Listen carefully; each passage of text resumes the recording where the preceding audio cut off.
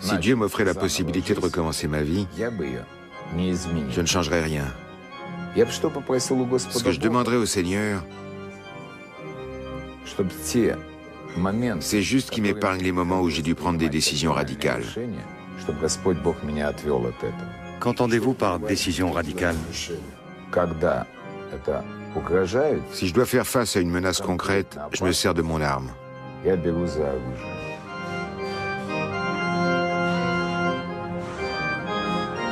Combien de fois a-t-on attenté à votre vie? 4 fois. On a essayé de me tuer 4 fois. Vous avez déjà tué un homme? Pour défendre ma vie, ou plutôt mon honneur. C'est pour ça que je suis allé en prison la 2e fois.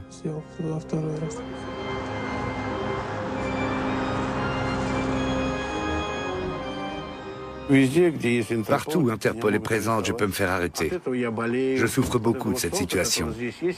Le soleil qui est ici, je ne le vois plus. Je ne peux plus aller me promener en mer, je ne peux plus aller nulle part. J'ai l'habitude de mener grand train, de vivre dans des palaces. C'est la vie que j'aime. Ça doit être pour ça que tout le monde m'envie.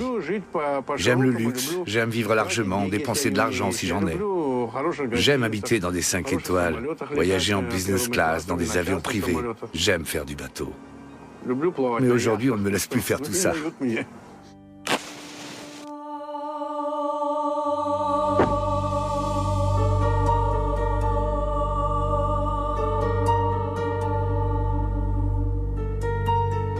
L'univers du crime en Russie. Nous partons pour un autre monde, pour un voyage dans le temps, depuis les camps de Staline jusqu'à aujourd'hui.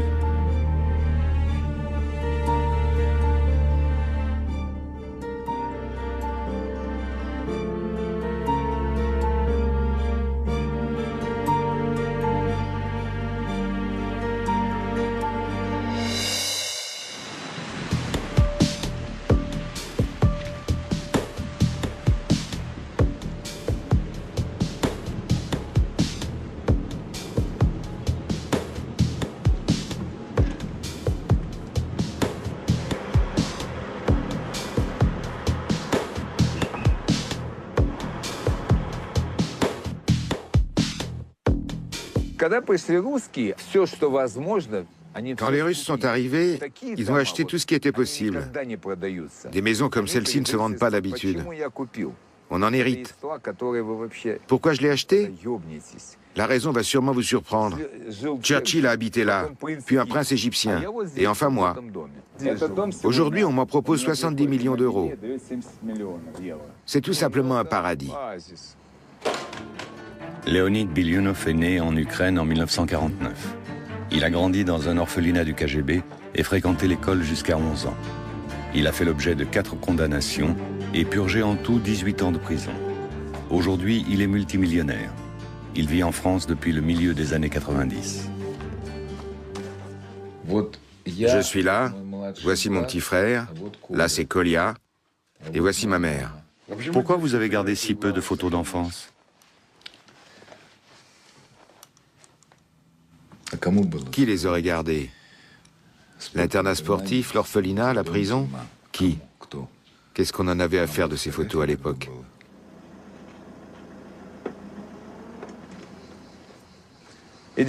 Viens, Max. Assis, Max.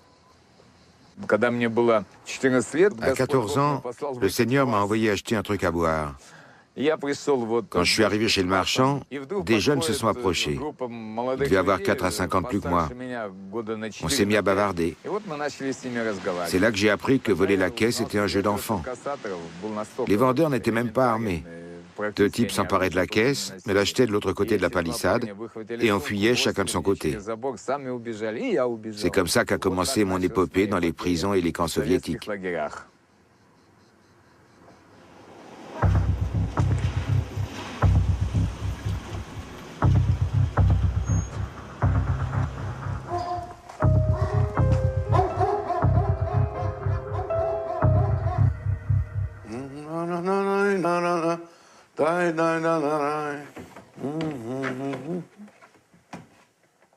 C'est un Brioulov, une vraie merveille. La période italienne. Mes tableaux vous plaisent? Ça, c'est de la peinture flamande. Venez, je vais vous montrer la suite. Louis Vuitton. Alors vous avez vraiment réussi dans la vie? Eh bien, à votre avis, j'ai réussi ou pas? Si je n'avais pas réussi, vous ne seriez pas venu m'interviewer. Je me trompe? Alimian Tortakhunov est multimillionnaire. Après la chute de l'Union soviétique, il a longtemps vécu en Europe de l'Ouest. Né en Ouzbékistan en 1949, il n'a fréquenté que l'école primaire. Il a fait l'objet de 3 condamnations et purgé en tout 5 ans de prison. Mes parents étaient médecins. Ils sont partis très tôt. Que le Seigneur soit avec eux. Jusqu'à environ 20 ans, j'ai joué au foot. Ensuite, je me suis mis à jouer aux cartes et j'en ai fait mon gagne-pain. Quand le salaire moyen était de 100 ou 200 roubles, on jouait des sommes incroyables, entre 50 et 100 000 roubles. On jouait ce genre de sommes aux cartes.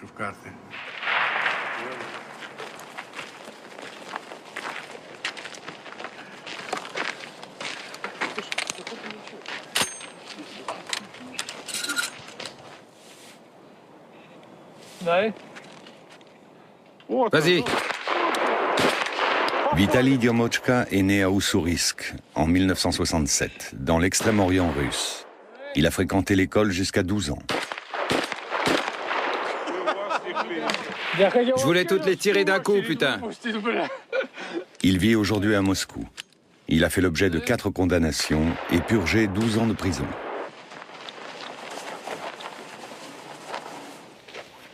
C'est un médicament? J'ai un ulcère. Un ulcère? Oui, un ulcère. En prison, un jour on mange, un jour on mange pas.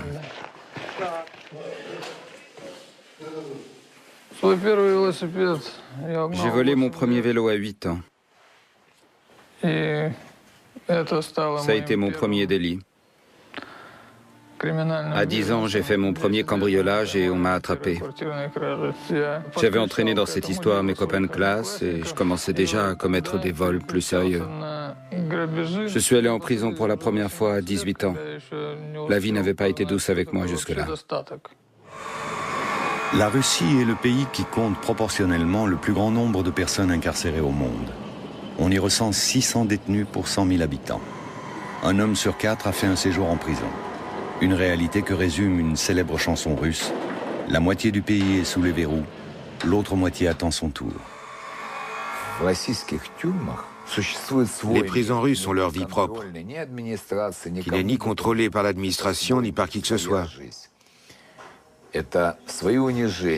C'est un monde à part, avec ses humiliations, ses codes, ses craintes. J'ai appris à lire les pensées des gens, à les comprendre de l'intérieur. Souvent, les relations sont beaucoup plus saines en prison que dans le monde extérieur.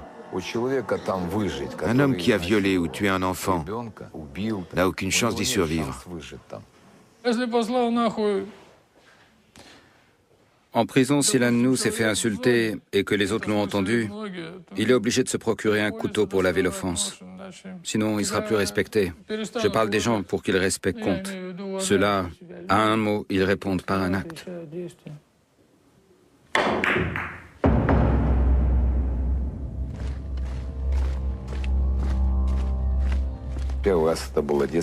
La première fois, c'était dans un centre de redressement pour enfants. Il y avait un type terrible qui faisait régner l'ordre. Il maltraitait les enfants. Quand on marchait en ligne par 100, à gauche, 1, 2, 3, à droite. Et si quelqu'un marchait pas au pas, il frappait n'importe où sur le corps. Les coups pleuvaient. C'était violent. Une fois, il m'a littéralement cassé en morceaux. Après ça, il m'a attrapé comme un légume bouilli et il m'a foutu par la fenêtre. Tout le monde comprenait qu'il fallait faire quelque chose. Moi, je travaillais à la forge. Un jour, j'ai senti une main sur mon épaule. Je tenais des pinces chauffées à plusieurs milliers de degrés. Je l'ai attrapé avec. Juste à côté de moi, il y avait un pic. Et avec ce pic, je lui ai donné le coup de grâce. C'est pas lui que j'ai tué, c'est ma peur.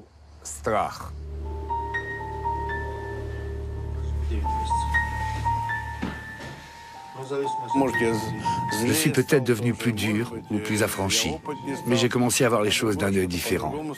Je suis un bon tolard, non? J'ai été condamné 3 fois, 2 fois en Russie. La première fois pour vivre aux dépens de la société. La deuxième pour non-respect de la législation sur le permis de résidence. Et la dernière pour corruption lors des Jeux Olympiques. Une affaire qui a fait du bruit.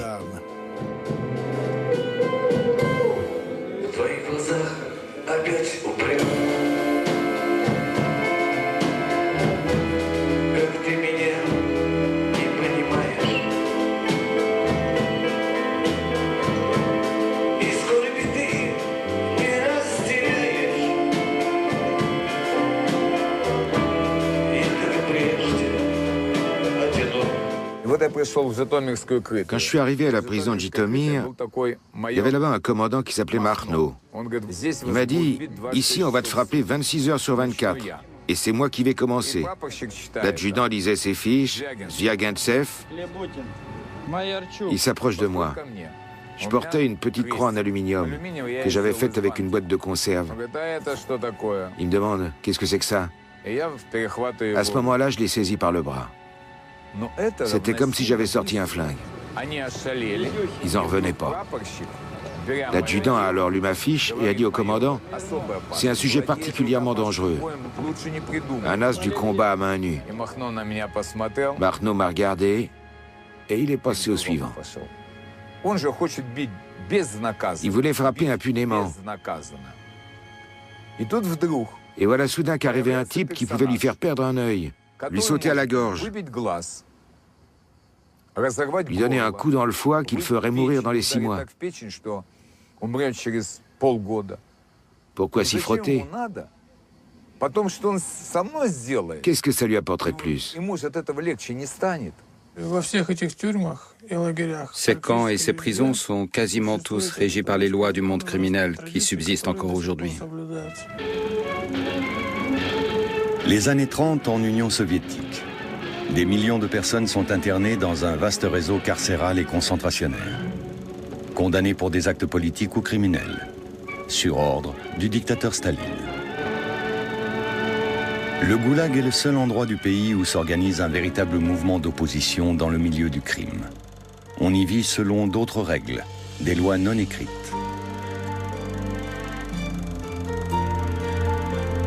Les tatouages sont des marques distinctives et prouvent l'appartenance au monde criminel. Ils en disent long sur la vie de celui qui les porte. Le nombre d'années qu'il a passé en prison et pour quel motif, ses rapports avec le système et sa position dans la hiérarchie criminelle. Quand un type avec ce genre de tatouage se retrouve dans certains lieux, on comprend tout de suite qui il est. Chaque dessin est lourd de sens. Il en dit long sur le potentiel de l'individu, sur la façon dont il se voit. Que signifie le vôtre? Que je ne suis pas très gentil avec ceux qui aident l'administration des camps. Si quelqu'un a des tatouages sur les genoux, des petites étoiles, ça signifie qu'il ne se mettra jamais à genoux devant aucune autorité. C'est à cette époque qu'on voit apparaître dans les prisons des meneurs d'un type nouveau. Les vorzakoni, les voleurs dans la loi, les maîtres du monde criminel en Union soviétique. Dans le monde normal, qui a le plus d'autorité? Le président. Dans le monde du crime, c'est le voleur.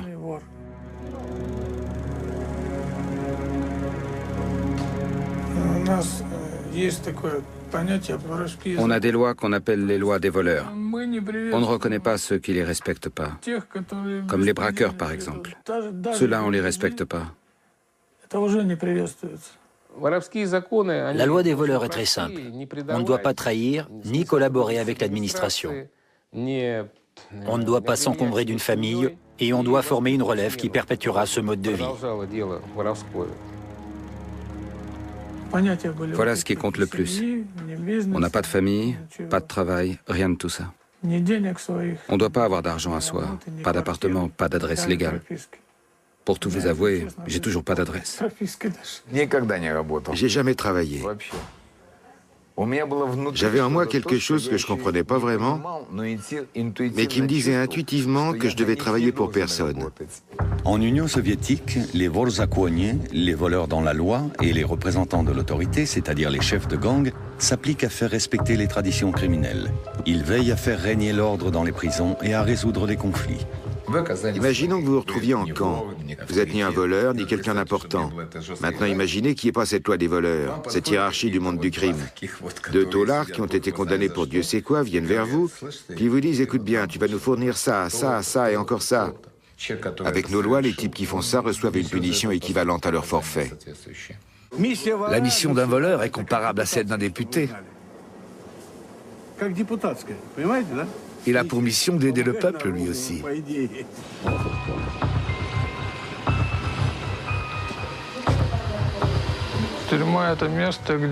La prison, c'est l'endroit où on choisit ses complices. En prison, chaque chef choisit ses hommes pour ses futurs coups. Moi aussi, je l'ai fait. Le 26 mai 1987, un décret a été adopté par le Conseil des ministres sur le travail individuel et la création de coopératives.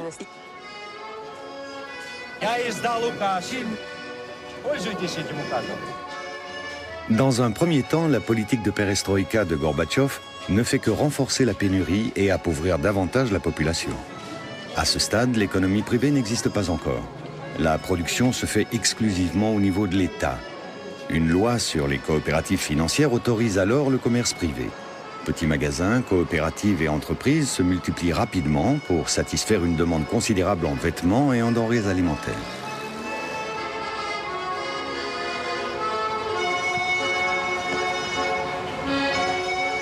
Le premier endroit connu avec ce type de commerce à Moscou a été le marché de Riga. Le week-end, on permettait aux coopérateurs de vendre des jeans, des autocollants, tout un tas de trucs. Ce trafic a rapidement attiré de vrais durs. Et le marché de Riga est devenu le haut lieu du racket moscovite.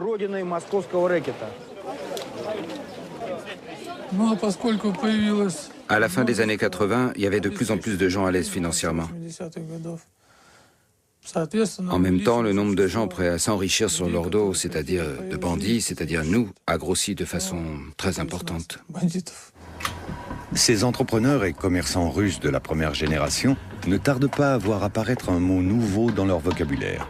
Naïezdie, le racket. Des hommes de main se présentent à eux pour leur soutirer de l'argent. C'est ainsi que Vitali Diomochka et ses amis débutent leur carrière. Tu sais comment on les travaillait en général? D'abord, il y en avait un premier qui passait, et puis un deuxième. Le premier était méchant, le second était gentil. Nous, on envoyait un méchant, et après un super méchant. Ils ouvraient la porte, on leur envoyait un poing américain dans la gueule. Ils avaient le visage fracassé. Ils en crevaient même. Quand on rentrait dans un bureau, par exemple, et qu'il y avait un débiteur... Au départ, il était sûr de lui. Il était assis à son bureau et il disait « Bien, qu'est-ce que vous voulez ?» Nous, rien du tout. Et paf, on lui envoyait un coup dans la gueule. Le premier. Il commençait à hurler, on le frappait à nouveau. On rapprochait la table du mur, on lui prenait la tête et on la lui coinçait contre le mur. On te termine ou tu leur donnes l'argent? Ils l'auront. Ok, alors on se casse. Tu parles des années 90, là, Tolia. C'est pareil maintenant. Quand des types comme toi entraient et commençaient à frapper, il n'y avait même pas besoin d'utiliser des clous. Ils payaient tout de suite. Pour $1000, on était prêt à faire beaucoup de choses. Mon client portait toujours sur lui un sécateur et un doigt coupé. Il les montrait en disant « Si tu ne nous files pas le fric tout de suite, je te coupe un doigt. » On doit tous se faire une place dans la vie. On n'y arrive pas toujours par des méthodes très civilisées. Mon nom a été associé à bandit par les autorités judiciaires. À l'époque, il n'y avait pas de terme recherché comme la mafia ou je sais pas quoi encore.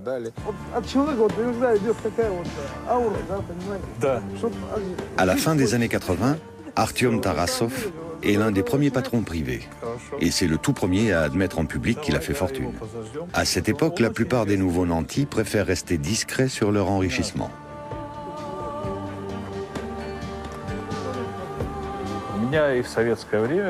J'ai un tempérament d'entrepreneur. Durant l'époque soviétique, je m'étais lancé dans toutes les affaires qu'il était possible de faire alors. J'avais beaucoup d'amis dans ce monde d'affairistes. Officiellement, je travaillais comme chercheur. On a trouvé un moyen d'apporter des ordinateurs. On gagnait bien avec ça. L'équivalent de 100 millions de dollars en 3 mois. Qu'est-ce que vous en dites? Un commerçant, c'était un peu comme une vache laitière. Celui-là, c'est le mien, c'est moi qui le trais. En argot des voleurs, on parlait à l'époque de mon commerçant. Dans les années 80, on proposait même pas notre protection. On passait juste chez les coopérateurs et en les menaçant ou en les agressant physiquement, on les forçait à payer. On se contentait de leur dire « tu vas payer » et ça suffisait. En général, il y avait une taxe de 20 à 30%. Certains payaient jusqu'à 50% de leurs revenus. Chacun savait quel pourcentage il devait donner. S'il ne le faisait pas, on cassait tout, on lui brisait les côtes. On le tabassait et on prenait son fric. Pourquoi? Parce que 99% de ces sommes n'étaient pas imposées, ni directement, ni indirectement. Tout se passait au noir, tout ça se passait à l'insu de l'État.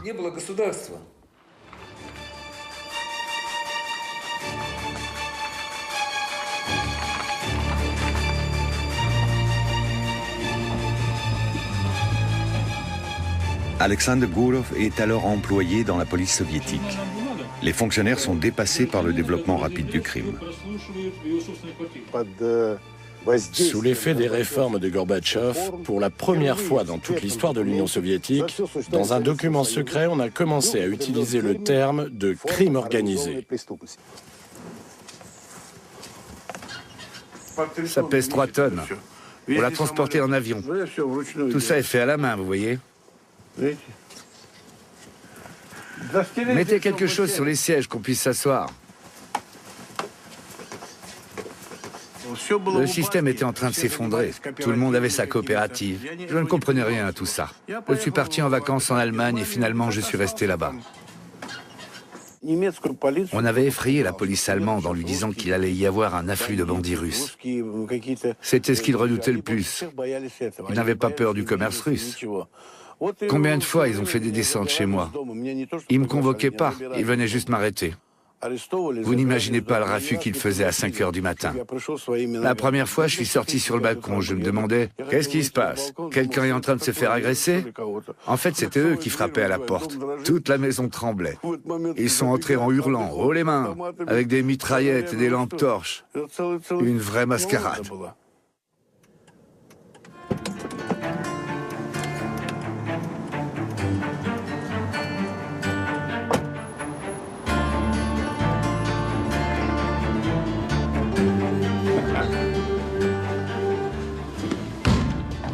Attention à ne pas casser les fenêtres, Sacha. Vous voulez dire qu'il y a des fenêtres blindées? Sur tout le périmètre. Comme je te l'ai dit, on n'aime pas les riches. Des richissimes encore moins. Ici, il y a des œuvres d'art de grande valeur.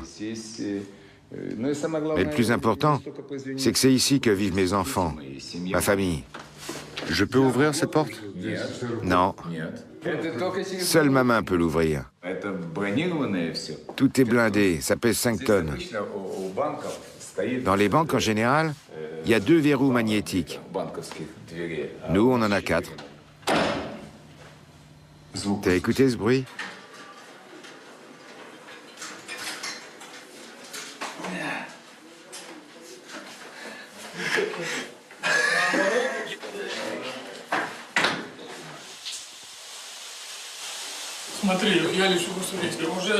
J'allais partir à Ussurisk.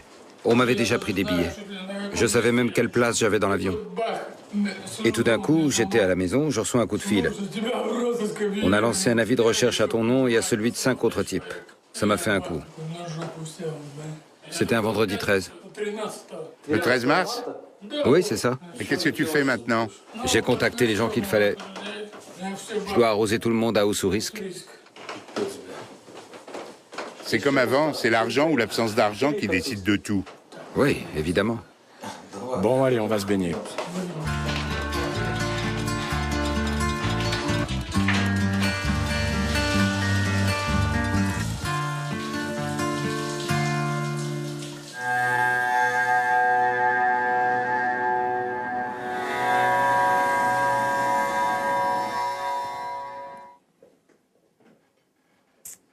Merci beaucoup. Pour tout ce qui touche à sa ville natale d'Ussurisk, Vitali Diomochka est représenté par l'un de ses proches, un certain Yedik.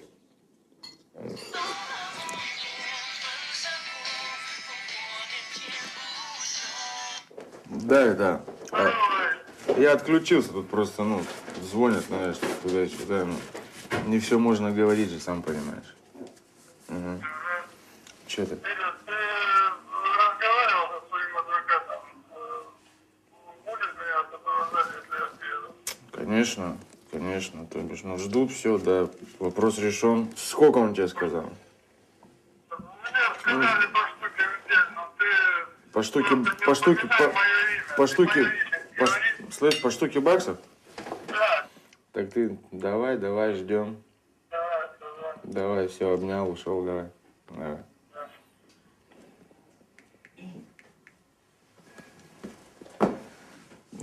On attendait son arrivée depuis longtemps. Juste au moment où il allait partir, ils ont lancé ce mandat d'arrêt. Maintenant, on essaie de comprendre pourquoi. Des gens sont venus nous demander de l'aide. Dans certaines situations, la police est impuissante. Le seul à pouvoir faire quelque chose était Vitali. Et maintenant, tout le monde vient lui demander de l'aide. La ville où Vitali Diomochka a passé sa jeunesse est située dans la région de Primorie, près de la frontière chinoise. Toute l'économie locale transite par Ussurisk.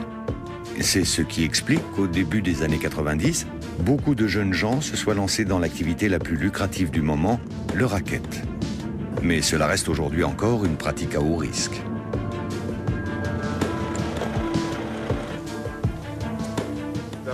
Un pote à nous, Knut, a été enterré. J'étais pas à l'enterrement. On n'arrive pas à retrouver sa tombe.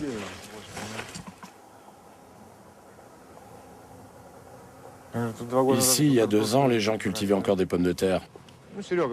Sergei Banzai était un de nos lieutenants avant. Ensuite, c'est devenu un homme d'affaires, comme on dit. Il s'est fait descendre, comme Lyonia Bertnik. Et aussi Yemetz. Lui, il était directeur d'une usine de vodka. Il s'est fait descendre. Voici sa tombe. Et Vassia Opalko. C'était aussi un lieutenant, il a aussi été abattu. Mirai Nikolaevitch Rod a fini de la même façon. Beaucoup de jeunes qui sont enterrés ici ont été tués au cours d'une fusillade il y a peu de temps de ça. Vassia aussi s'est fait descendre. C'était un bon gars, il était respecté. C'était vraiment un mec sympa, toujours prêt à aider ceux qui en avaient besoin.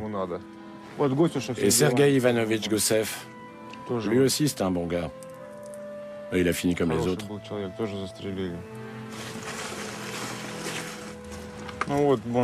Anatoly Anatolievitch Bondar.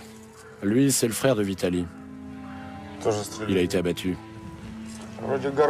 Notre ville n'est pas grande, mais on se croirait à Chicago.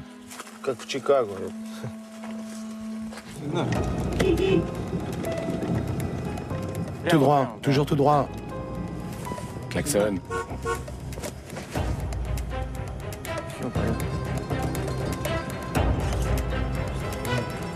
Voilà la prison où j'étais.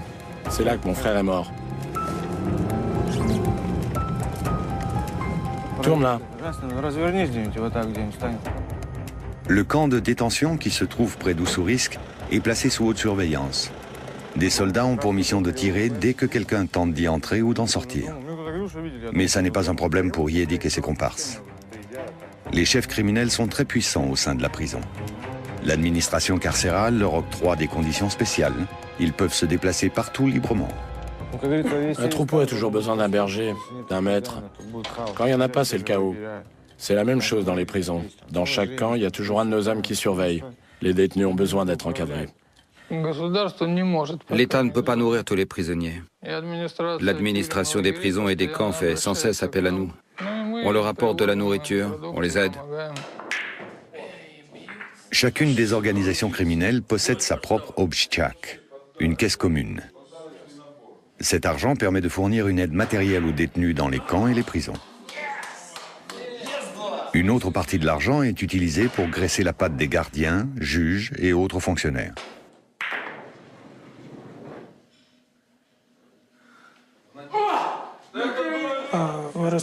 Selon la loi des voleurs, on créait une caisse commune et on versait dedans une partie de ce qu'on avait volé à ces hommes d'affaires, une partie de l'argent de ce racket. Ça représente des millions de dollars, et même plus. Un de ces groupes avait une caisse de 4 milliards de dollars. Mais ils avaient déjà des activités semi-légales.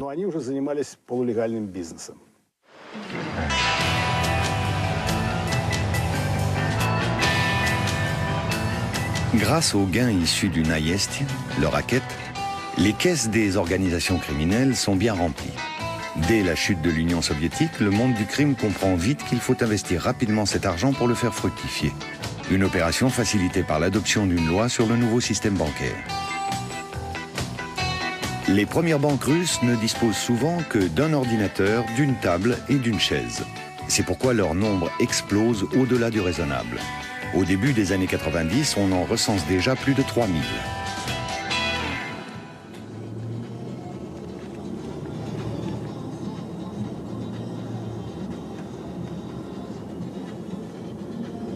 Je suis l'un des premiers à avoir créé une banque en Union soviétique. Mais à l'époque, je ne voulais pas lui donner mon nom. Tout le monde l'associait au crime. La banque aurait été perçue comme une couverture. Il n'existe pas une seule banque dans laquelle il n'y ait pas d'argent du crime, dans laquelle il n'y ait pas de représentants de ce milieu parmi les dirigeants. Certains vice-présidents ont été autrefois des gros bonnets du crime, des gens qui ont eu affaire à la justice. Un autre mot du vocabulaire criminel devient de plus en plus courant dans la Nouvelle-Russie. Littéralement, krisha signifie le toit. Mais ce mot désigne aussi la protection d'une entreprise par un groupe criminel. Pour cela, les patrons doivent bien sûr payer. Au cours de ces années-là, ce toit protège de l'arbitraire des autorités, offre des garanties informelles dans les négociations d'affaires et assure, en usant aux besoins de violence, le recouvrement des dettes. Personne ne voulait payer. Il fallait aller leur soutirer l'argent. Comment on procédait? On prenait un SDF, on le nourrissait, on le lavait, on le coiffait, on lui achetait un beau costume et on l'envoyait chez nos débiteurs. On lui expliquait qu'il devait juste secouer la tête pour dire non. On lui demandait « Tu vas payer ?» « Non. »« Tu vas payer ?» ?»« Non. » Eh bien, puisque c'est comme ça, et on lui tranchait la tête. Plus personne ne bougeait. Tous ceux qui ne paieront pas connaîtront le même sort. Et soudain, tout le monde était d'accord pour payer. Fais attention de ne pas trop en dire quand même.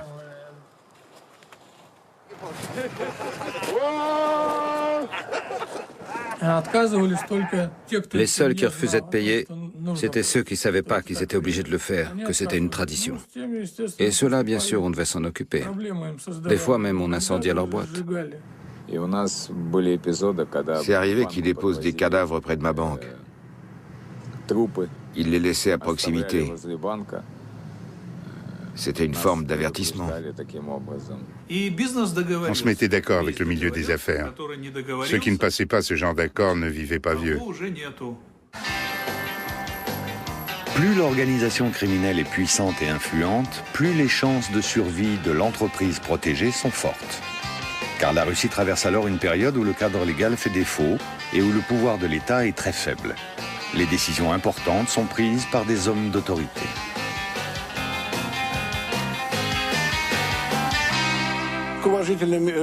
Quand les gens avaient un problème, ils allaient voir les types respectés de tous, les chefs. Ils leur demandaient « Aidez-nous à régler ce problème, il a fait ceci ou cela ».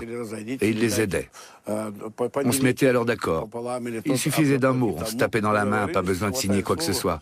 On travaillait à la parole donnée. Il arrive qu'on le fasse encore quand on connaît bien les gens.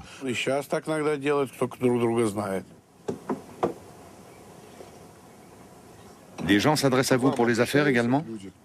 Bien sûr, pour les affaires aussi. J'apporte toujours mon aide. Pourquoi je ne le ferais pas? Si les gens viennent me trouver, c'est qu'ils pensent que je suis de bon conseil. Viens là un instant. C'est du marbre bleu, c'est pas du lapis lazuli. Ce sont des arnaqueurs, ces types. Va mettre ça dans la voiture. Celui qui aura cette tombe était un homme juste. Il a vécu dignement, il avait une conscience. On ne dit pas une chose pour après en faire une autre. C'est ça qu'on appelle être juste. Les gains énormes générés par le racket des banques, des entreprises et même des casinos se répartissent de plus en plus entre les gangsters et les policiers corrompus, qui eux ont souvent du mal à s'en sortir avec leur salaire. À cette époque, il y avait des commerçants qui étaient couverts par la police. Certains nous versaient leur tribut, mais d'autres étaient protégés. Les flics nous disaient ouvertement Ce sont les nôtres, ne les touchez pas. Et si vous dépassez pas certaines limites, on vous touchera pas non plus.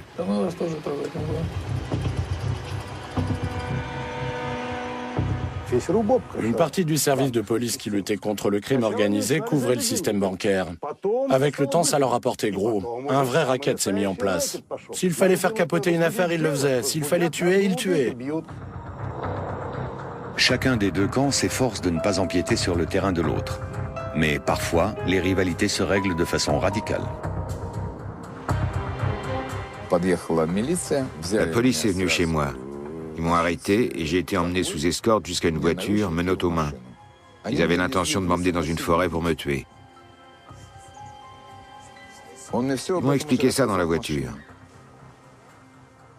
La balle était déjà dans le chargeur. Ils allaient me la loger dans la nuque. J'étais menotté. J'ai donné un grand coup dans le volant et on a percuté une autre voiture. Ils sont morts dans l'accident. Est-ce que j'avais un autre moyen de m'en sortir? J'en ai pas vu d'autre.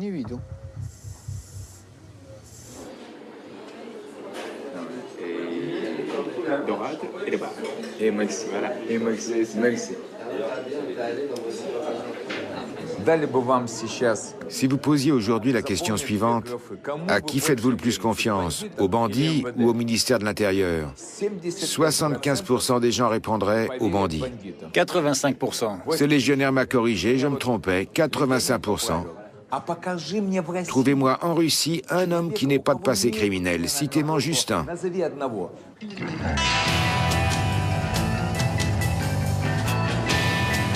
En Russie, le début des années 90 est marqué par la privatisation des entreprises d'État. Les grands consortiums du pétrole et du gaz se vendent pour une bouchée de pain. Avides de récupérer une partie du magot, des centaines de bandes criminelles se mettent sur les rangs. Celles-ci contrôlent bientôt plus de 4000 entreprises. À cette époque, on voyait déjà se former des liens entre les jeunes entrepreneurs et ceux qu'on appelle les chefs des voleurs, le sommet de la hiérarchie criminelle. Les usines étaient alors contrôlées par des personnages de ce genre. Ils ont commencé à recruter eux-mêmes des directeurs.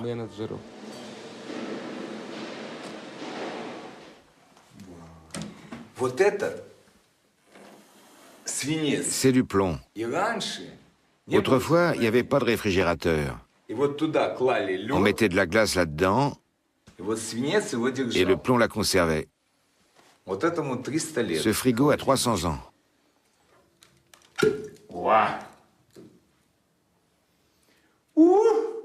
Bon sang. Les gens qui font vraiment des affaires en Russie sont toujours à la limite de la légalité.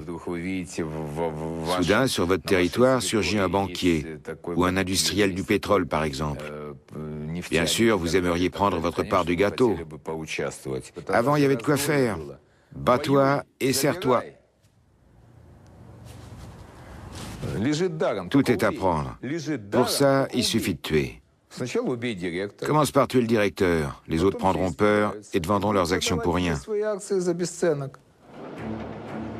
Sous la perestroïka, les hommes d'affaires et les négociants n'auront besoin que de quelques années pour se transformer en oligarques et contrôler des branches entières de l'industrie.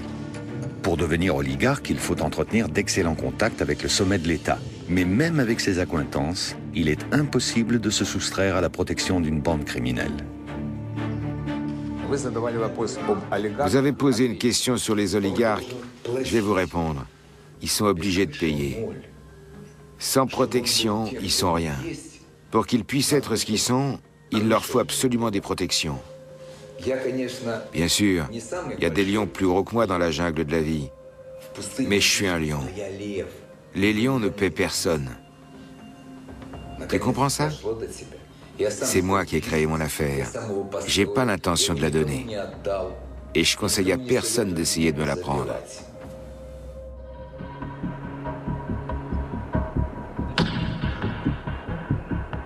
Les organisations criminelles ont vite fait de s'accaparer certaines prérogatives, jusque dans l'extrême-orient russe. Les affaires qui se faisaient de l'étranger vers la Russie se sont criminalisées. Les marins se sont mis à importer des voitures et des tas d'autres trucs. Les voitures occupaient la première place, bien sûr. Tout ça, ça se faisait sous le contrôle des chefs locaux. Il fallait bien que je prenne ma part du gâteau. Le groupe constitué autour de Vitali Diomochka impose sous la menace un droit de passage sur toutes les importations de voitures qui transitent par Oussourisk avant d'être envoyées dans le reste de la Russie. Ceux qui refusent de payer encourent de graves représailles. À l'époque, j'avais lancé un loto russe. On travaillait avec de l'argent liquide. Chaque semaine, on brassait environ 15 millions de dollars. J'ai pris comme partenaire des membres de la diaspora tchétchène. Parce que les bandits redoutaient de faire affaire avec les Tchétchènes. Les Tchétchènes ne respectaient pas la loi du milieu. Les voleurs et les autres représentants du monde criminel russe organisaient régulièrement des rencontres, des réunions au cours desquelles ils résolvaient les conflits. Ils décidaient qui pouvait prétendre à quoi, qui avait promis quoi à qui. Les Tchétchènes venaient à ces réunions et tiraient dans le tas. La chotka est un mot russe qui désigne la réunion des chefs. Il est très rare que la police parvienne à surprendre une réunion comme celle-ci, organisée à Moscou au cours de l'été 2008. Le lieu et la date d'un rendez-vous sont tenus secrets par l'organisation criminelle. Une chotka sert à redéfinir les zones d'influence et à discuter des conflits. Les décisions qui y sont prises devront être scrupuleusement appliquées.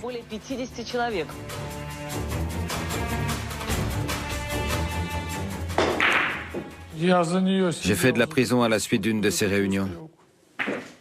Un type m'a insulté en utilisant un mot qui est inacceptable dans notre milieu. Et j'ai été obligé de l'abattre. Et si vous n'aviez pas réagi? J'aurais perdu mon autorité, je ne serais pas devenu ce que je suis. Et si ça se reproduisait aujourd'hui? C'est une question difficile. J'ai du mal à imaginer ça. Si quelqu'un m'insultait de la même façon aujourd'hui, est-ce que je le tuerais? Mais autrefois, vous l'avez fait. Il y a des gens qui ont commencé à gagner beaucoup d'argent. Le genre de sommes pour lesquelles on est prêt à tuer.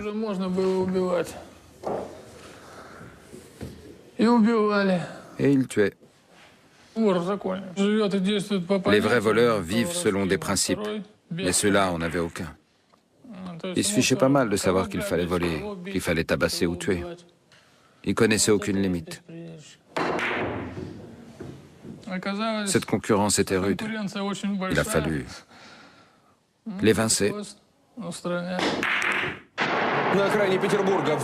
C'est ainsi que le monde criminel russe bascule dans la guerre. Dans les années 90, plus de 600 groupes organisés et plus de 4300 bandes criminelles cherchent à se faire une place au soleil. Mais ces places sont chères. Dans les villes, certains sortent les fusils mitrailleurs en pleine rue. D'autres répondent en posant des bombes. Ces quelques années coûtent la vie à plusieurs milliers de parrains, chefs de bande et hommes d'affaires véreux.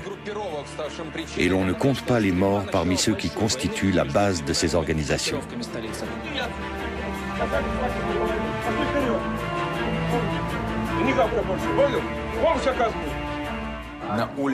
Dans le pays, à cette époque, une guerre faisait rage. Une guerre civile.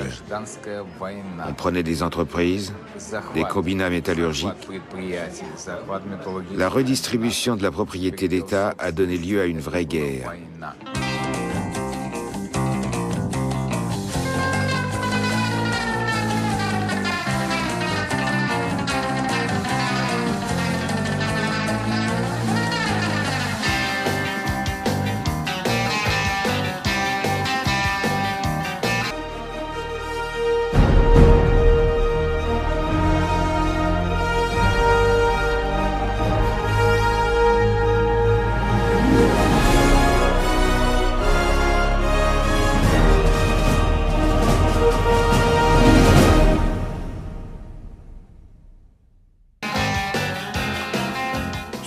Il y avait une boîte de nuit légendaire, l'Arlequin.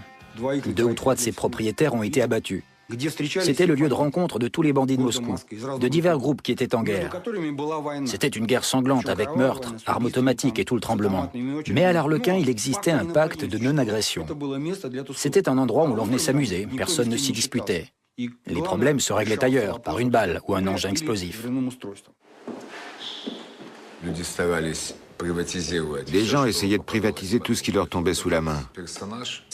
Une certaine personne a acheté des actions à moitié prix. On ne pouvait pas les lui refuser. Et ça revenait à se réserver une place au cimetière. Il avait lui-même tué environ 200 personnes. Je voulais le tuer car il s'en était pris à ma femme et à mon enfant. Il avait piégé la voiture dans laquelle ils étaient. Il s'était dit que s'il arrivait à faire ça, il me casserait complètement moralement. J'ai jamais employé de tueur à gages. Je m'étais planqué sur le toit du restaurant, c'était l'hiver. Je suis resté là 12 ou 13 heures peut-être. J'étais littéralement congelé. J'avais l'œil rivé au viseur. J'attendais qu'il sorte du restaurant. Je savais qu'il y venait quasiment chaque soir, c'était son fief. Les flics le savaient aussi. Et quand il est sorti, ils lui sont tombés dessus.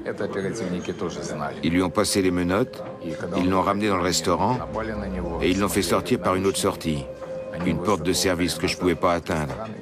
Et ils l'ont embarqué dans une voiture. C'est la première fois que j'ai pleuré, parce que j'avais pas pu tirer, j'avais pas pu tuer.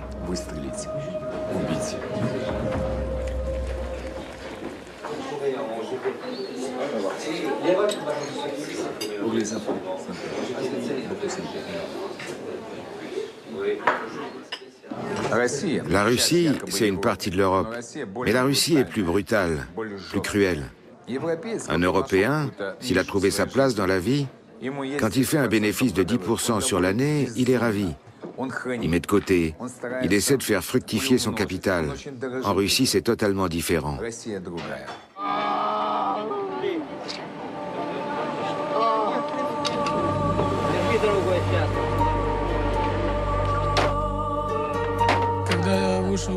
Quand je suis sorti de prison, les meurtres étaient devenus monnaie courante.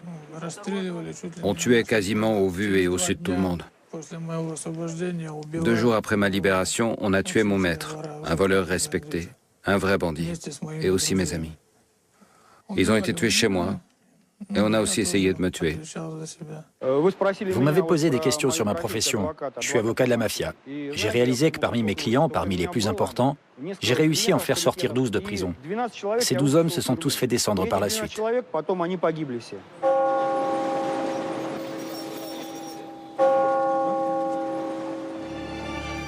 Ces hommes d'autorité et vorzakonie, voleurs dans la loi, ne sont pas enterrés en catimini dans des cimetières discrets. Au contraire, ils sont souvent accompagnés au vu de tous par des politiciens, des hommes d'affaires et des gens du showbiz.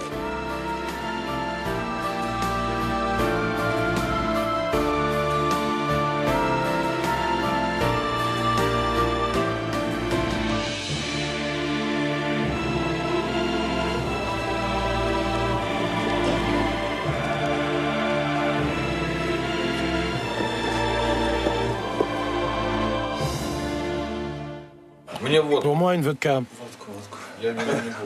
Et toi? Je prends un jus. Il boit jamais. Il en fait un principe. Un homme doit avoir des principes. C'est un des miens.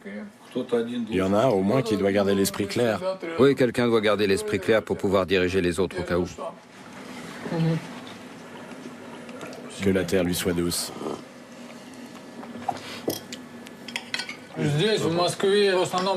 À Moscou, en général, on enterrait ceux qu'on avait tués dans les forêts alentours.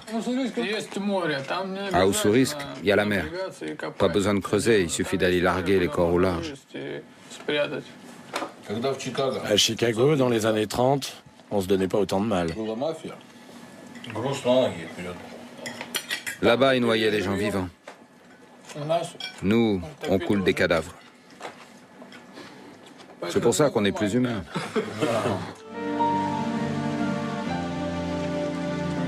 Tandis que le monde criminel russe se livre une guerre sanglante, beaucoup de chefs cherchent un lieu sûr où se réfugier et mener une vie plus paisible. La possibilité offerte aux Russes d'origine juive de venir s'installer officiellement en Israël apparaît pour beaucoup comme une aubaine.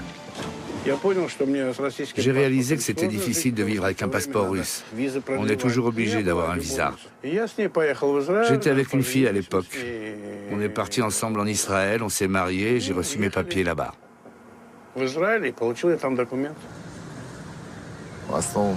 Je suis venu en Israël pour pouvoir voyager plus librement, pour plus être constamment embêté par ces histoires de visa. J'avais cette possibilité. Et comme l'histoire l'a montré, j'ai eu raison, car j'ai obtenu des papiers très rapidement. Mais dis-moi comment t'as fait, c'était difficile?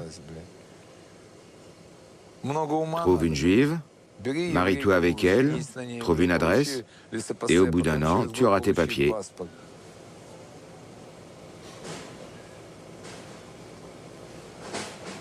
Pourquoi tu ris?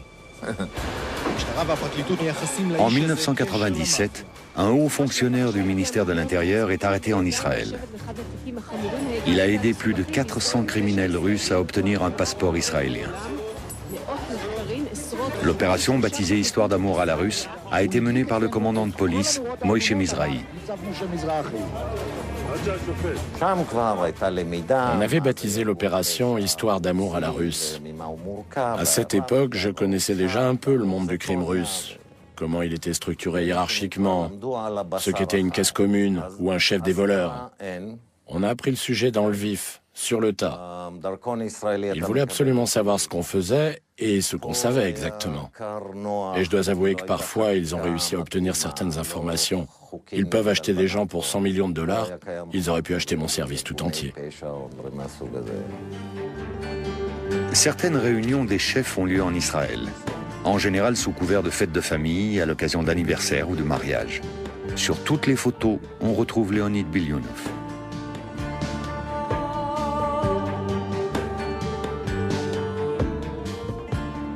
Je sais parfaitement qui était là. J'y étais aussi d'ailleurs. Seulement personne ne me voit, personne ne m'a vu et personne ne me verra jamais. J'ai vécu 6 mois en Israël. Mais au bout d'un moment, j'ai compris que je me sentirais jamais chez moi là-bas. Ma femme est morte, on l'a enterrée, je suis parti vivre à Paris.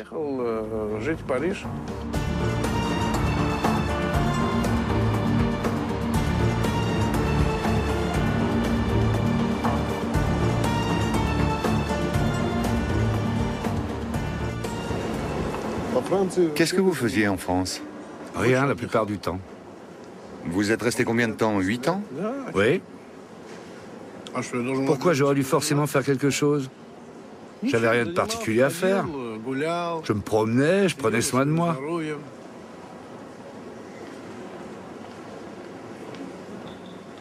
Je draguais les filles. Leonid Bilyunov est l'un des premiers à être venu s'installer en Europe de l'Ouest. Il a d'abord vécu en Autriche. Après avoir échappé à une tentative d'attentat, les autorités autrichiennes l'enjoignent de quitter le territoire. Il part alors pour Paris. Là, au milieu des années 90, Bilyunov se voit reprocher d'avoir préparé un attentat contre le président russe Yeltsin en visite en France. Sans doute s'agissait-il en réalité d'une cabale de ses rivaux russes pour tenter de l'évincer. J'avais un ancien ami. C'était un homme très puissant et très influent en Russie. Par lui, on avait accès à Yeltsin. Au cours d'une perquisition, la police a trouvé une arme et des papiers qui me permettaient de circuler librement dans toute l'Europe. À ce moment-là, j'étais en Israël, à Tel Aviv. J'étais confronté à un dilemme. Si je refusais de me présenter devant la justice française, je donnais du poids à l'inculpation. Mais si je me rendais en France, je risquais la perpétuité. J'ai choisi la seconde solution, bien sûr, car j'étais pas coupable. On m'a donné une peine avec sursis.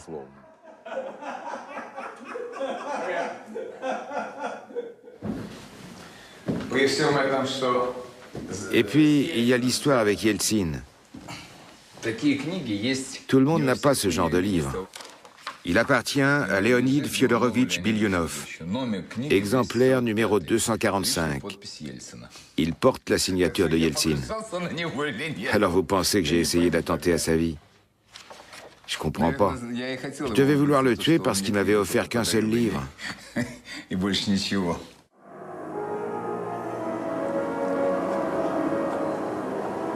Pendant les années 90, le séjour parisien d'Alimian Tortakhunov ne se déroule pas non plus sans incident. En France, j'ai jamais pu ouvrir de compte en banque.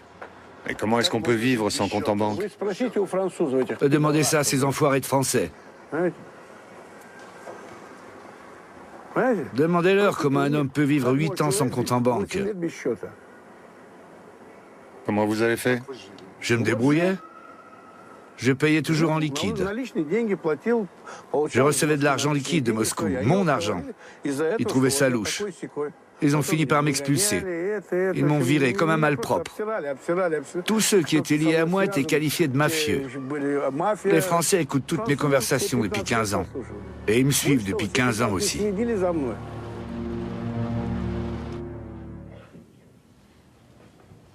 Bonjour, cher ami. Alors, c'est possible aujourd'hui?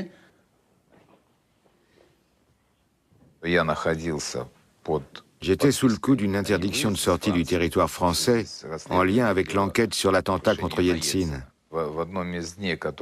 Un des jours où je devais venir pointer, des jeunes gens très sympathiques m'attendaient. Ils m'ont dit « Nous savons que vous êtes quelqu'un de très influent. Est-ce que vous pourriez nous aider? 4 de nos ressortissants sont prisonniers en Tchétchénie. » Chirac avait demandé personnellement à Yeltsin s'il pouvait intervenir. Mais il n'était pas en mesure de le faire. Je connaissais un Tchétchène qui était très respecté là-bas. On avait fait de la prison ensemble. Et j'ai eu l'occasion une fois de lui sauver la vie. Il les a retrouvés vivants en 15 jours. On est allé les accueillir à leur arrivée. Это освобождение стало самым загадочным освобождением за последние месяцы, подробности которого, как и самих пострадавших, 2 дня французское посольство в Москве тщательно скрывало в своих стенах. Sans la guerre en Tchétchénie, on m'aurait gentiment reconduit vers la sortie. Parce que j'étais un mafieux, parce que j'étais un bandit, un coupeur de tête, un cannibale.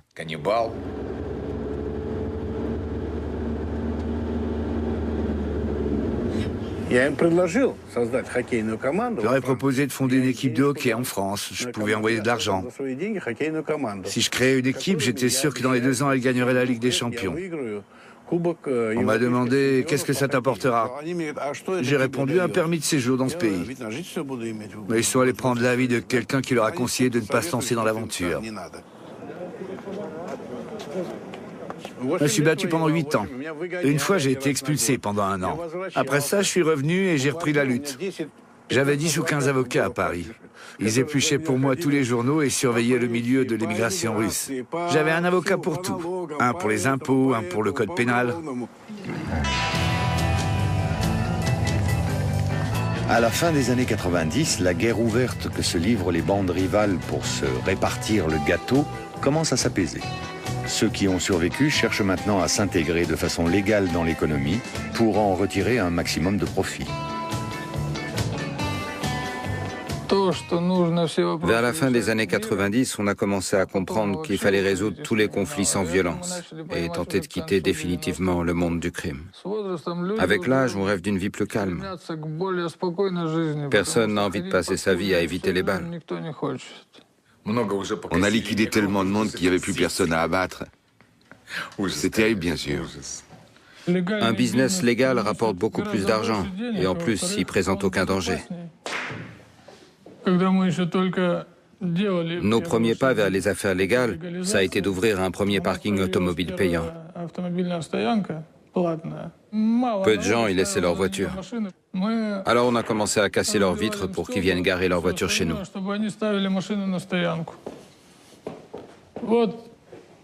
C'est un bon exemple de mélange d'activités légales et criminelles. La protection avait cessé d'être profitable. Les gens étaient toujours là, mais les relations avaient totalement changé. Ils ne se contentaient plus de protéger, ils dégageaient leur marge. Avec leur argent, leurs actifs, ils se sont mis à participer à la création d'entreprises, à faire du lobbying dans des domaines où les entrepreneurs ne le pouvaient pas. Le type de relation qu'ils entretenaient avec le monde des affaires s'est peu à peu modifié.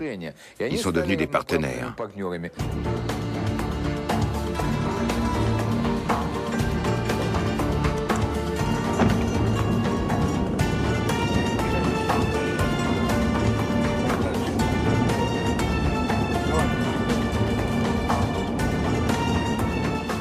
C'est mon homme d'affaires, il vient de Kiev.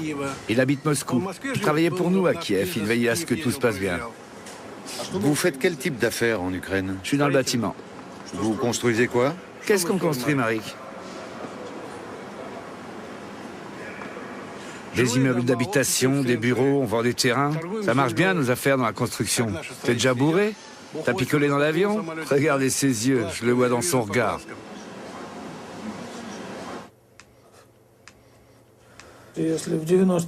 Dans les années 90, on se descendait entre nous.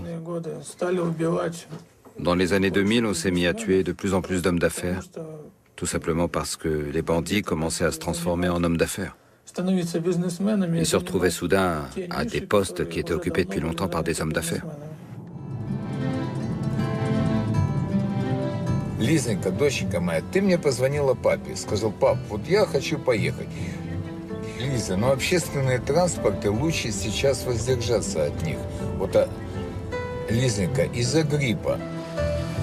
En 2001, Leonid Bilyunov réside toujours à Paris.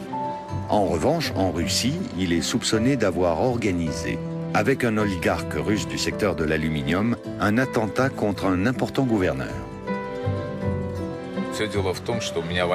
J'ai dû mener une vraie guerre. Le consortium d'aluminium dans lequel j'avais fait mon trou rapportait des dividendes gigantesques. Et bien sûr, je commençais à les gêner. Ils m'ont accusé de Dieu sait quoi. Et ils ont voulu m'extrader en Russie. Il fallait absolument que je légalise ma situation. Cette période aurait pu très mal finir pour moi. J'aurais pu me retrouver au cimetière. S'ils s'étaient contentés de me mettre en prison, j'aurais régné en maître.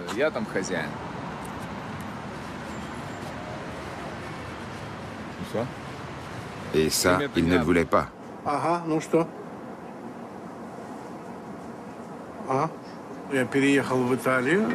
J'ai déménagé en Italie.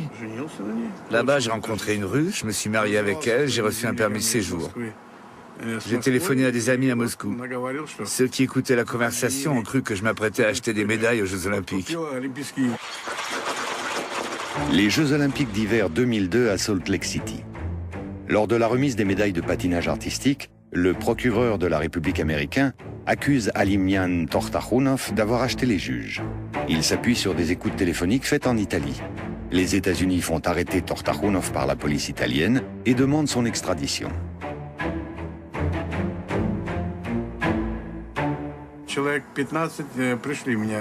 Une quinzaine de types sont arrivés en sautant par-dessus la barrière. Ils portaient des brassards, ils n'avaient pas de masque, bien sûr. J'étais à table, je m'apprêtais à boire mon café, c'était le matin. Ils se sont approchés, ils ont commencé à me raconter des conneries.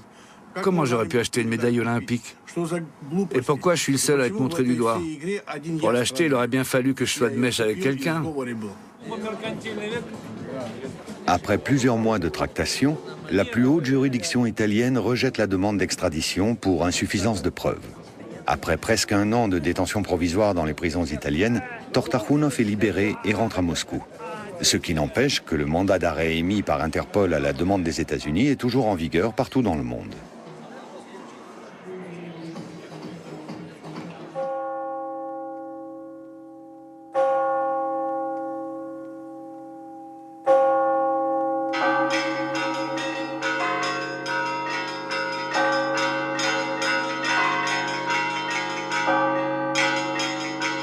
Les tentatives du gouvernement russe pour faire extrader Leonid Bilyunov de France n'ont pas abouti non plus. Il est impossible de prouver sa participation à l'attentat contre le gouverneur russe. Bilyunov réside toujours en France où il joue les généreux mécènes, comme ici pour la réhabilitation de l'église russe de Cannes.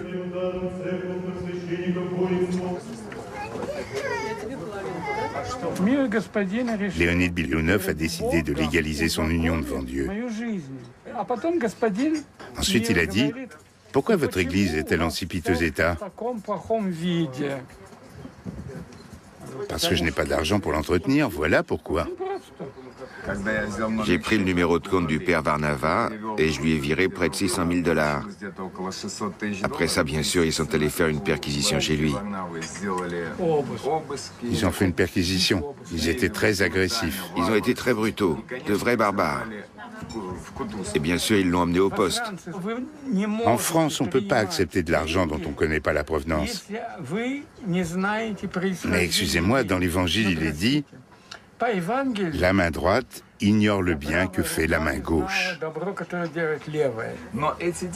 Cet argent a été à l'origine de toutes nos victoires en justice. Et aujourd'hui, on peut dire que c'est une église russe. Avec l'aide de Dieu, nous allons accomplir beaucoup de choses tous les deux. Les coupoles seront dorées à leur fin. Nous voulons restaurer cette église pour que les Russes se redressent. Et avec l'aide de Dieu, nous y arriverons. Je vous embrasse tous, merci. Poutine a entendu parler de l'église de Cannes et il a ordonné qu'on me traite avec indulgence et qu'on me donne tous les papiers nécessaires. Il a compris que je faisais tout ça sincèrement.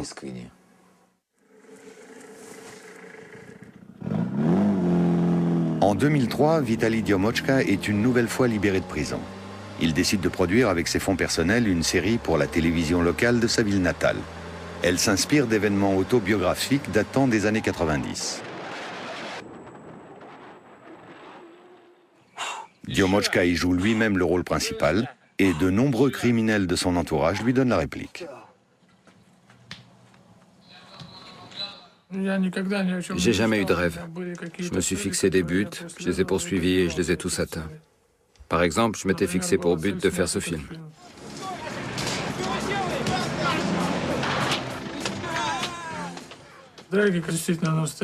Les bagarres sont réelles. C'était des débiteurs qui ne pouvaient pas rembourser leurs dettes. Je leur ai proposé de rembourser en jouant dans mon film. Ils prennent un peu de coups, mais rien de terrible.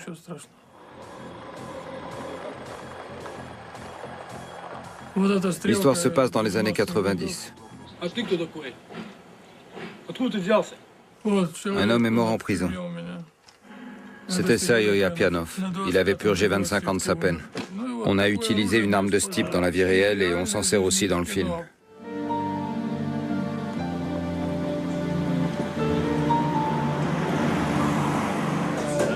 L'été, Leonid Bilionov fréquente le club de tennis de l'hôtel Eden Rock. C'est l'un des rendez-vous favoris des oligarques, ministres, fonctionnaires et sportifs russes de haut niveau. Venez, on vous attendait. Je vous présente Pavel Bourré, c'est un milliardaire, un voyou, regardez-le. Mais il fait beaucoup pour la Russie. Et va-t'en de là avec ton cigare, espèce de barbare. Regarde, personne ne fume ici. C'est l'homme le plus riche de Russie.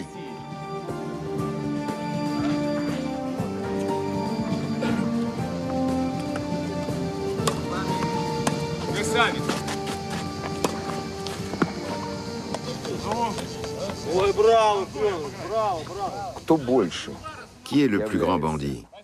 Celui qui fait sombrer dans la misère des centaines de milliers de gens en les laissant sans aucun moyen de subsistance? Ou celui qui vole un porte-monnaie? Pas un fonctionnaire, corrompu ou non, ne fait pour son pays ce que font les gens comme moi. Personne n'en fait autant en Russie. C'est pour que vous compreniez ce que c'est qu'un voleur dans la loi.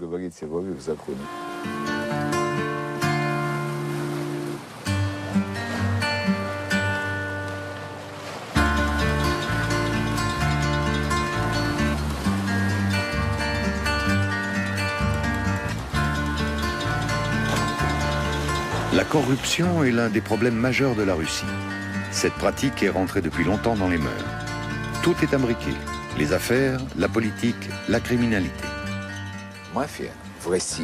La mafia en Russie, c'est un groupement de fonctionnaires. Les fonctionnaires aussi se font descendre en ce moment. Voilà pourquoi. Un fonctionnaire reçoit par exemple 15 ou 20 millions afin de privatiser un bien. Un mois se passe, 2 mois, une année. On lui dit « Sergueï Sergueïevitch, vous aviez promis de privatiser ?» « Oui, j'avais promis. » Eh bien, je peux pas. Rendez-nous notre argent alors. Je ne l'ai plus.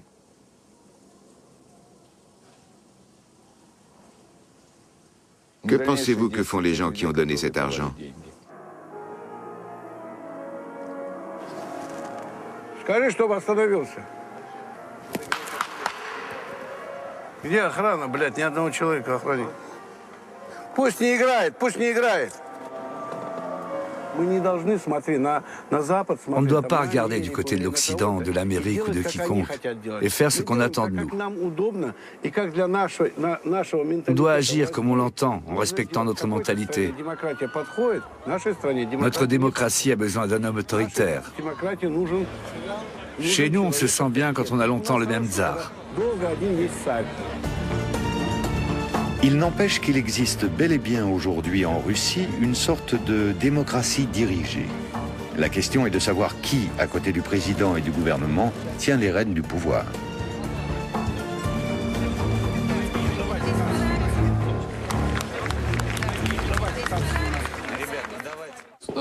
Un de nos hommes était au pouvoir. C'est toujours très important d'avoir des amis bien placés. Je suis ami avec un député de la Douma. Je peux utiliser sa voiture avec sa plaque. On m'arrête jamais, on m'embête pas, parce qu'il est intouchable.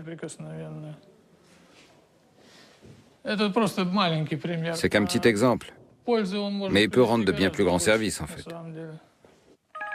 Извините, господа. Да, да. Он будет участвовать в выборах? И он будет участвовать, он выдвинул свою кандидатуру? Валер, послушай, я тебе перезвоню, сейчас я не могу в открытом тексте выразить свое мнение, я проконтролирую это. Все, обнимаю, спасибо. Les lois russes actuelles ont été faites sous le contrôle des structures mafieuses. La mafia est présente à tous les échelons de l'État. Elle influe sur toutes les décisions prises dans le domaine économique, mais aussi politique. Elle a également une très grande influence sur les nominations dans l'administration. Un chef des voleurs peut devenir maire? Élu par le peuple, bien sûr. Chez vous, on peut devenir député avec 3 condamnations? Non? Et politicien? Alors maire au moins. On ne peut même pas devenir maire? Mais où vous vivez, bon sang?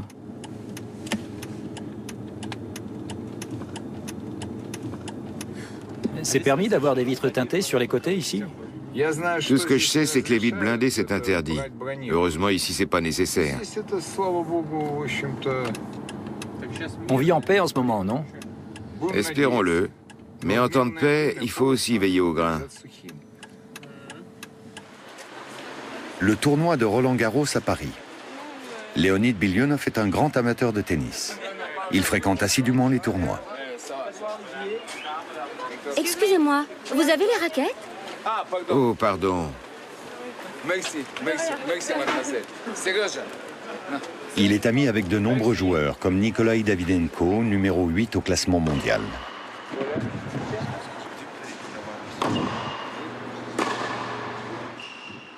Nikolai ramassait les balles dans un club de tennis allemand. Aujourd'hui, c'est un joueur très bien classé au niveau mondial.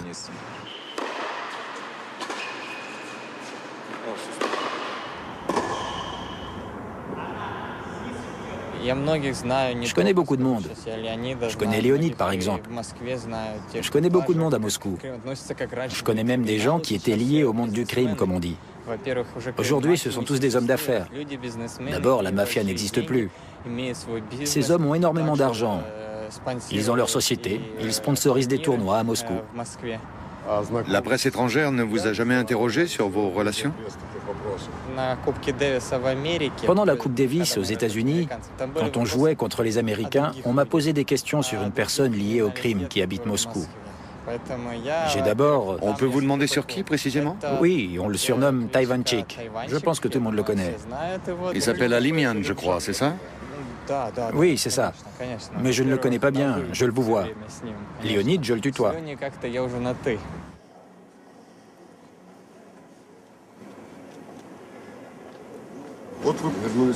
Quand vous êtes revenu en Russie, vous êtes devenu 2 ou 3 fois plus riche. Oui, je suis devenu plus riche.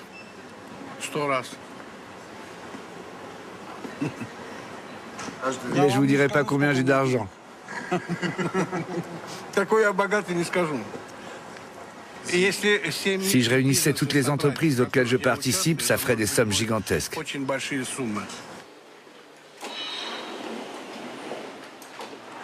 Leonid Bilyonov ne peut plus voyager dans de nombreux pays.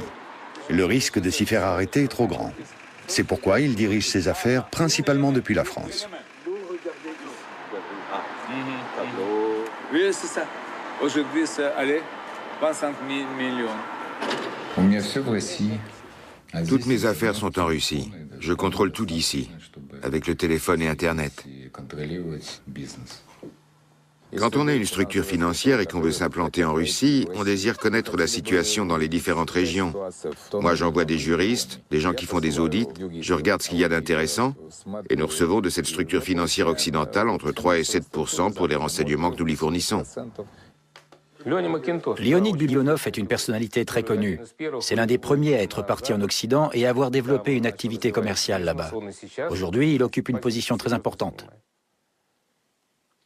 Dans les affaires ou dans le monde du crime? On ne quitte jamais le monde du crime. Vitali Diomochka est toujours recherché par la police russe. Il continue à se cacher chez des amis dans les environs de Moscou. Comment tout ça peut finir? Vous ne pouvez pas vous cacher toute votre vie? Pourquoi? J'ai un ami qui s'est planqué pendant 7 ans. Heureusement, il y a les amis, les avocats qui s'occupent de tout pour moi. Pendant ce temps-là, je peux rester chez moi.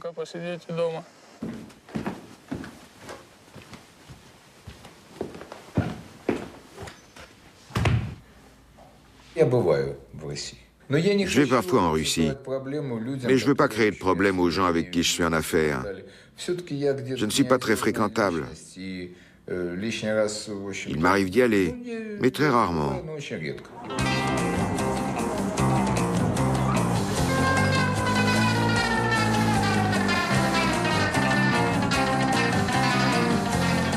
L'époque des parrains est révolue. Aujourd'hui, ils se considèrent comme des hommes d'affaires. Et c'est à la justice qu'ils demandent de défendre leur honneur.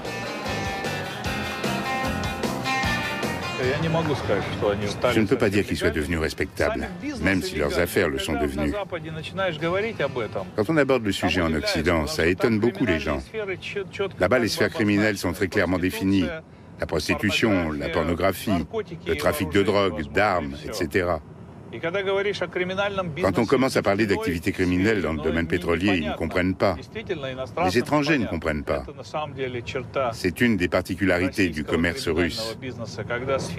Des branches non criminelles de l'activité économique sont contrôlées par des gens du crime, dans le domaine de la banque, des finances, du commerce extérieur. En Russie, le business dépend des fonctionnaires et des politiciens, mais aussi de quelques personnages très bien placés.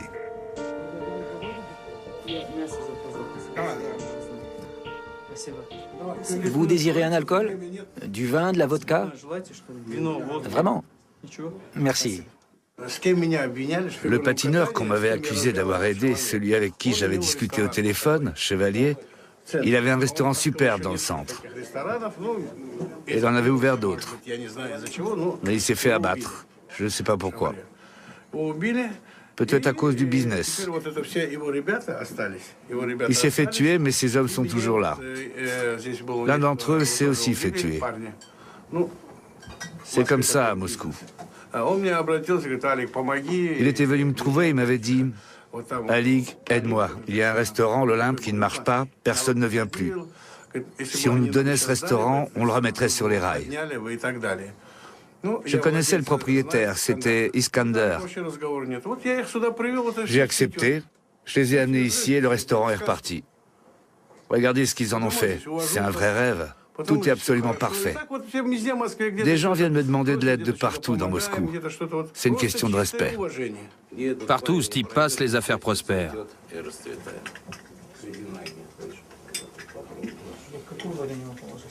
Des cerises, j'adore ça. Aujourd'hui, ils sont beaucoup plus civilisés que dans les années 90. Ils se retrouvent dans des restaurants, ils portent des cravates, des chemises blanches, des costumes coûteux. Ils roulent dans des voitures de prix. Ils s'installent tranquillement à une même table et règlent leurs problèmes ensemble. Et s'ils n'arrivent pas à s'entendre? Un tireur, un tueur à gages. Et c'est réglé.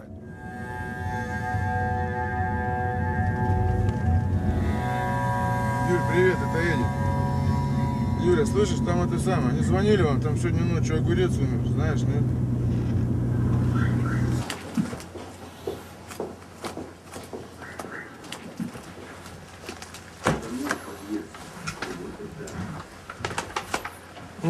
Il doit bien y avoir un grand portrait, non? Oui, il y a un portrait, une inscription, tout ce qu'il faut. Ouais, il faut sûrement quelque chose de ce genre, non? À Oussourisk, dans l'extrême-orient russe, le temps semble s'être figé dans les années 90. Ici, l'économie est toujours directement contrôlée par les bandes criminelles. Et elle recourt toujours aux méthodes les plus expéditives pour régler les conflits.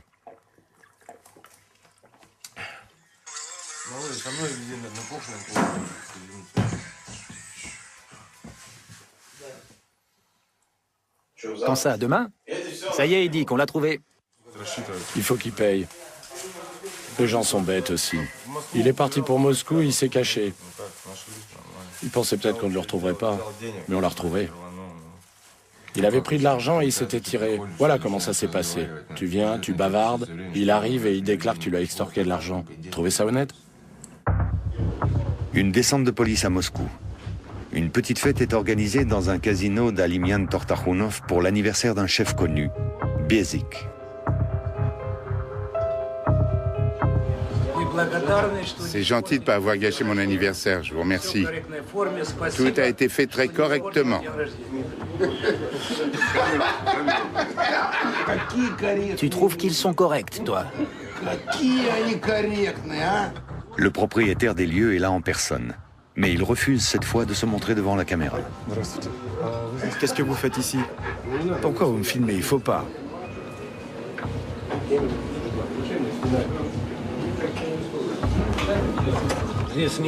Ici, il n'y a aucun criminel. Il y a les présidents des fédérations de lutte, de boxe et des champions olympiques.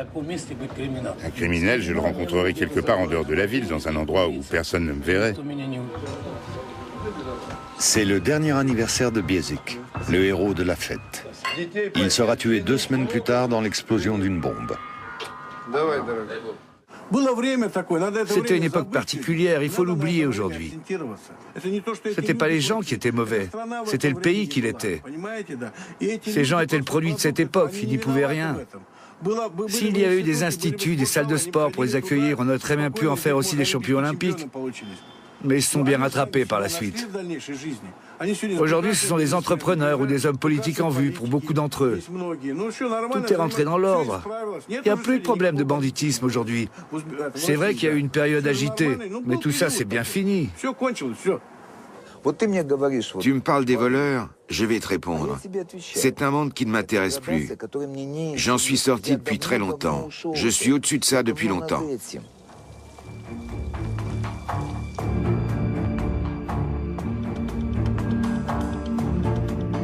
À Moscou, aujourd'hui, l'argent règne en maître et sans se cacher. La fortune et le pouvoir s'étalent aujourd'hui à la vue de tous. Mais mieux vaut profiter tout de suite de la vie parce que personne ne sait de quoi demain sera fait. Près de 20 ans après le grand bouleversement qui a succédé au démantèlement de l'Union soviétique, chacun semble avoir trouvé sa place.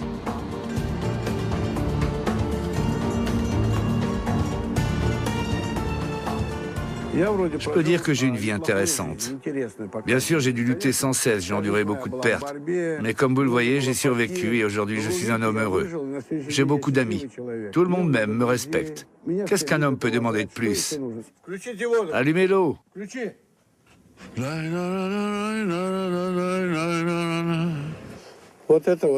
Ensuite, on mettra ce lit là, vous voyez?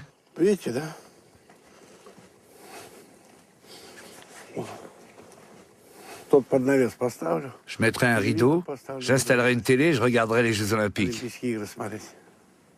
Il y aura du soleil, il fera chaud. Ça sera bien, non? Voici le futur président de la Russie. Vous avez vu son regard? Un blond aux yeux bleus. Vous avez déjà vu un Ouzbek comme ça? Si on me demandait si on t'avait jeté d'un avion de 10 000 mètres, est-ce que tu aurais eu plus de chances de survivre que dans la vie? J'aurais répondu oui, beaucoup plus. Mes chances étaient quasiment nulles. D'un avion, j'aurais peut-être eu une chance. Dans la vie, a priori, je n'en avais aucune. Cette icône a été peinte à la demande du tsar Nicolas, un représentant de l'école de Rubens, par ici.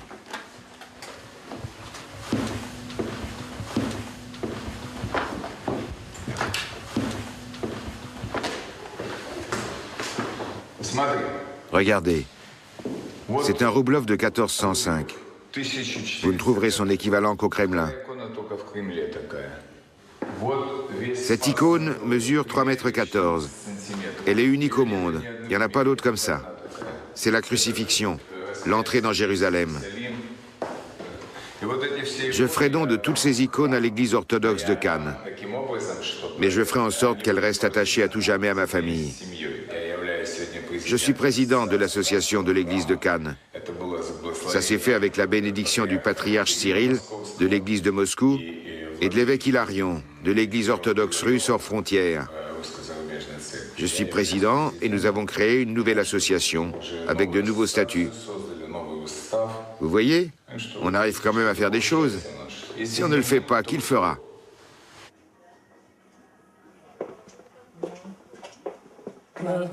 Vitali Diomochka renoue avec son passe-temps préféré. Il projette de tourner un nouveau film et fait auditionner les comédiens. Cette fois encore, il jouera le premier rôle pour raconter l'histoire des gangsters russes de la grande époque des années 90.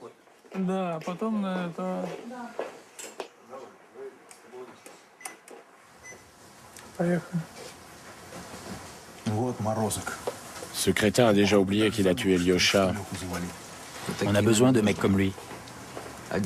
Il vaut une bande à lui tout seul. Il faut absolument que ces deux-là soient avec nous. C'est à lui que tu as demandé de faire ça? C'est pas mal.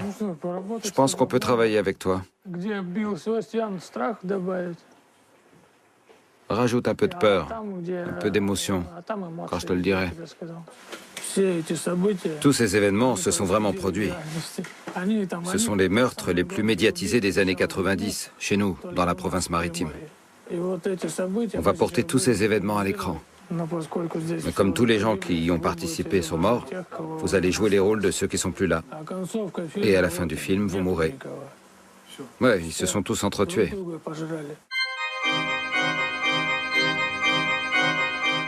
Pourquoi avez-vous accepté de vous laisser filmer? Dans la vie, je fais toujours ce qui me semble utile.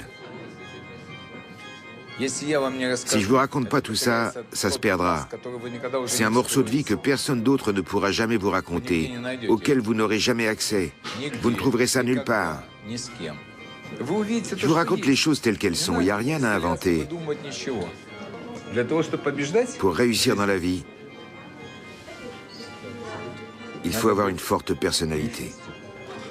Ce que j'ai toujours le plus redouté, c'est de faire partie de la masse. D'être comme tout le monde.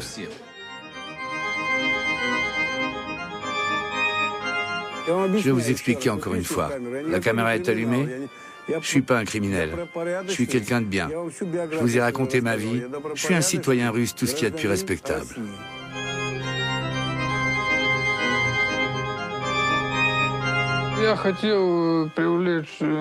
Je voulais que les parrains du crime participent à la production d'un nouveau film. Mais le monde du crime ne s'intéresse pas à l'art. Apparemment, je suis le seul à le faire.